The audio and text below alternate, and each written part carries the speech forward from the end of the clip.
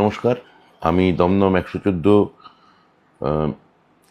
বিধানসভা কেন্দ্রের তৃণমূল কংগ্রেস প্রার্থী ব্রাত্য বসু কথা বলছি। আজকেই আমাদের দলীয় কার্যালয় থেকে ক্যান্ডিডেট লিস্ট বেরিয়েছে এবং তাতে আমি চতুর্থবারের জন্যে দল আমার উপর দায়িত্ব অর্পণ করেছে। আমি প্রথমে আমার কৃতজ্ঞতায় জানাবো আমার দলনেত্রী, পশ্চিমবঙ্গের মুখ্যমন্ত্রী, ভারতবর্ষের উন্নয়নের মাসিহা এবং রাজনৈতিকভাবে একজন আইকন। মাথায় রাখবেন, ভারতবর্ষের যিনি প্রধানমন্ত্রী,